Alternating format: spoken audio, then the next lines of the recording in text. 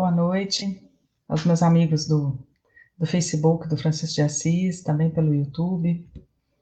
Vamos hoje aqui para mais uma reflexão desta noite, né? O tema que eu quero trazer hoje para vocês é de uma questão do Livro dos Espíritos que eu gosto muito, que é a questão 573, que fala sobre as missões dos espíritos, né? Ou seja, as missões que nós, encarnados, trazemos nessa reencarnação, né? Diante de tantas outras que já vivenciamos. Então, Kardec pergunta aos espíritos, nessa questão 573, eu vou ler até aqui, ó. Em que consiste a missão dos espíritos encarnados? Porque a gente sempre pensa, né? E acredita, cada um de nós acredita que quando nós aqui estamos, nós temos um papel a desempenhar, nós temos uma missão. E muitos acham que nem tem missão nenhuma, né? Tem gente que acha que veio aqui só para sofrer, tem gente que veio aqui só para ter desafios, para ter uma vida difícil, ou outros acham que a vida não tem nada de interessante. Então, Kardec faz essa pergunta. E olha a resposta, que interessante. A missão dos espíritos encarnados consiste em instruir os homens, em lhes auxiliar o progresso, em lhes melhorar as instituições, por meios diretos e materiais. As missões, porém, são mais ou menos gerais e importantes. O que cultiva a terra desempenha tão nobre missão como o que governa, ou o que instrui. Tudo na natureza se encadeia. Ao mesmo tempo que o espírito se depura pela encarnação, concorre dessa forma para a execução dos desígnios da providência. Cada um tem neste mundo a sua missão, porque todos podem ter alguma utilidade. E em muitos momentos nós ficamos questionando sobre essa situação do que seria a nossa missão. E às vezes aquela pessoa que não tem tantos desafios, né, se questiona, né, qual o motivo de estar aqui. E o final dessa questão é a resposta de todos esses questionamentos. Nós aqui viemos, a nossa missão é ser útil. E isso é o mais bonito nessa questão que os Espíritos nos traz. Porque o ser útil é ser útil onde nós estamos. Às vezes nós queremos fazer coisas grandiosas aos olhos, né, da sociedade, aos olhos da cidade ou das pessoas que nos cercam. E às vezes não é essa a grande missão que a gente traz. Porque a grande missão é ser útil onde nós estamos. Se hoje eu estou em casa e eu preciso limpar a casa, quando eu faço isso com amor, sabendo que outras pessoas vão usufruir, eu estou aqui cumprindo a missão. Sendo mãe e desempenhando com vontade, com afinco, com todos os desafios que isso me traz diante da educação desses espíritos que ora são confiados, eu estou desempenhando a minha missão.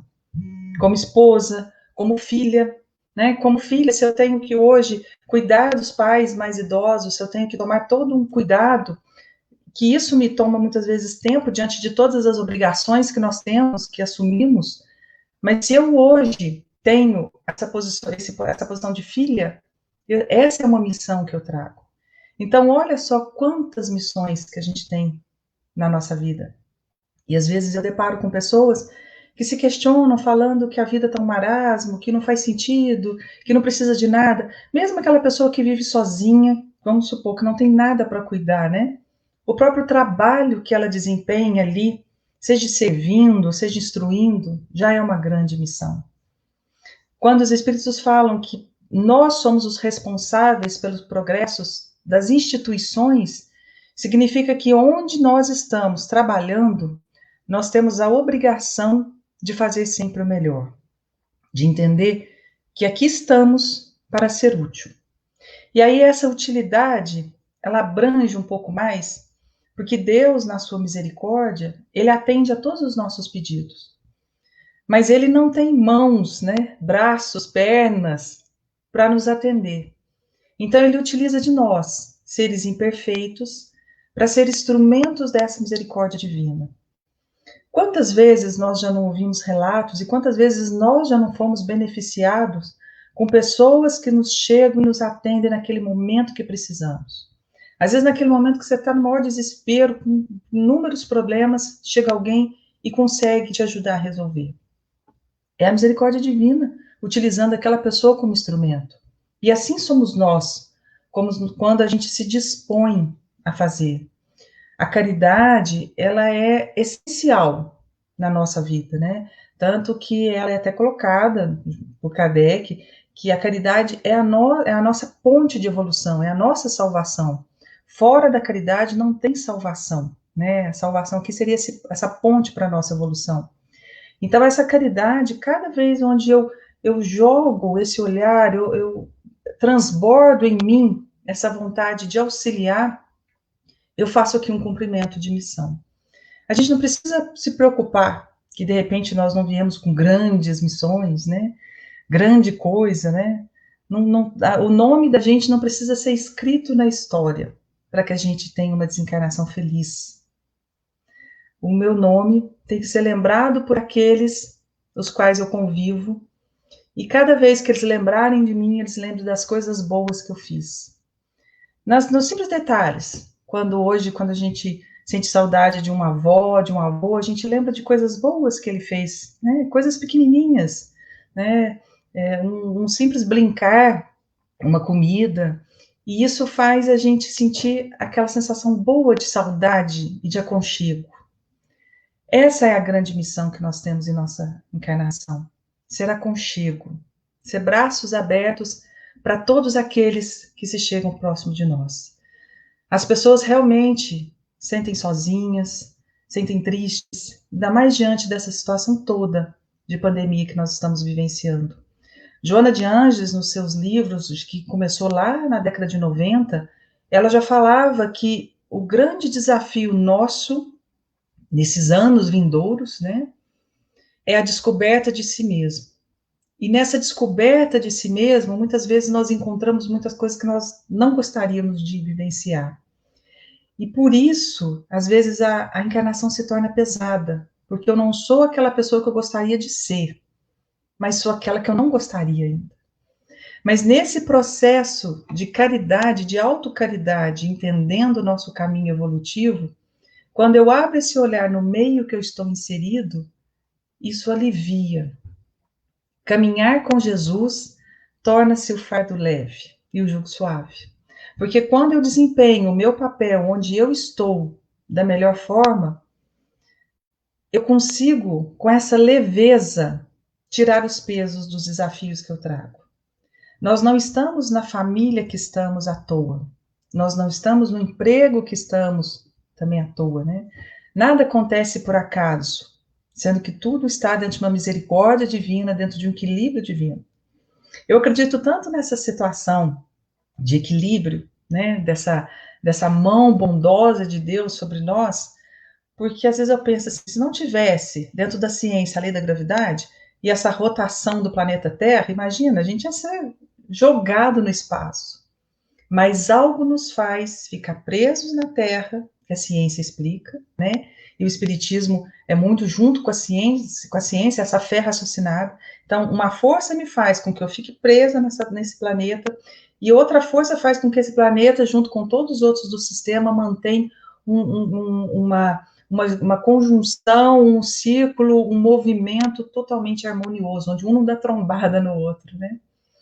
Então, se tudo está tão bem arranjado, tão harmonicamente perfeito, né? A gente vê uma orquestra onde o maestro, com aquela harmonia toda, faz todos os instrumentos entrarem no momento certo. Se a gente consegue enxergar a vida dessa forma, nós não precisamos ter tantos receios, e sim ter a confiança que tudo se desenvolve diante daquilo que nós precisamos enfrentar, né? Isso traz um conforto muito grande. E aí, nós compreendendo isso, nós vamos entender que onde nós estamos é o melhor lugar que poderíamos estar. Diante das propostas de aprendizado que eu trago, a família, meu emprego, minha casa, os filhos, marido, esposa, irmãos, tudo.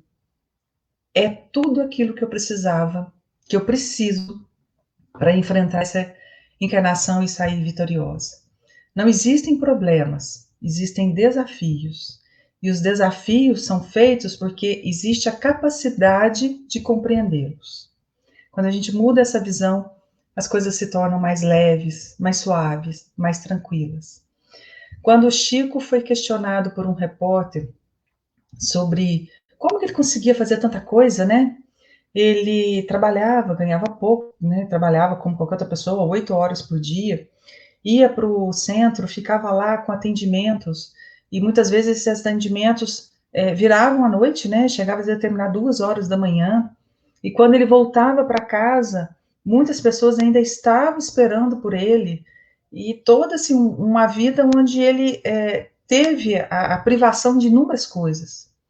A dificuldade do olho, né, que ele sentia dor constante, e os inúmeros livros que ele estava fazendo, publicando ali, através de Emmanuel, de André Luiz, e de vários outros espíritos. E aí um repórter uma vez chega para ele e pergunta isso para ele: mas Chico, como é que você deu conta de fazer tanta coisa? Não teve nenhum momento que você achou que estaria pesado, que estaria difícil? E ele responde, né, diante de todas aquelas falas mansas dele, onde ele falava que ele era apenas um instrumento e tudo mais, mas ele fala algo que é uma das frases que eu também trago assim na cabeceira da cama para eu sempre lembrar.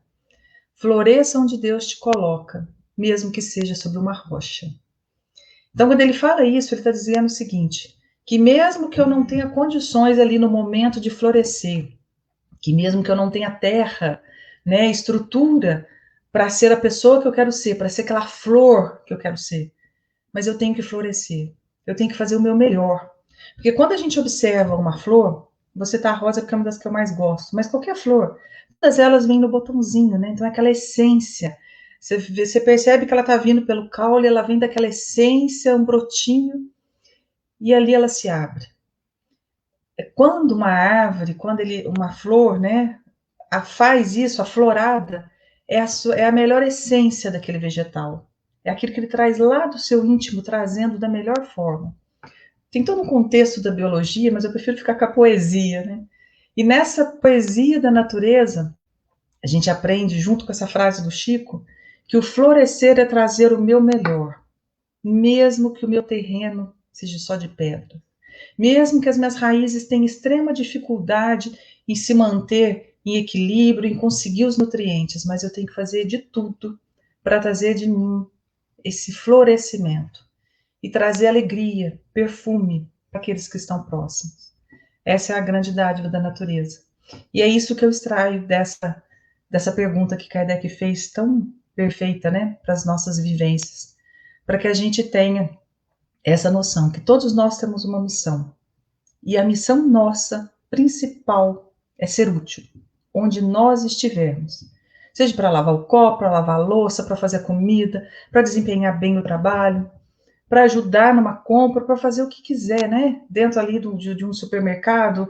São pequenas coisas. Toda vez quando a gente despertar, nossa, eu posso ser útil. É eu catar o papel no chão e jogar na lixeira. É ser útil.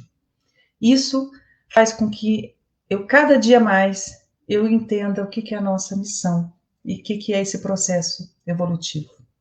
Muita luz, muita paz a todos, uma ótima semana. Que Jesus nos abençoe hoje e sempre.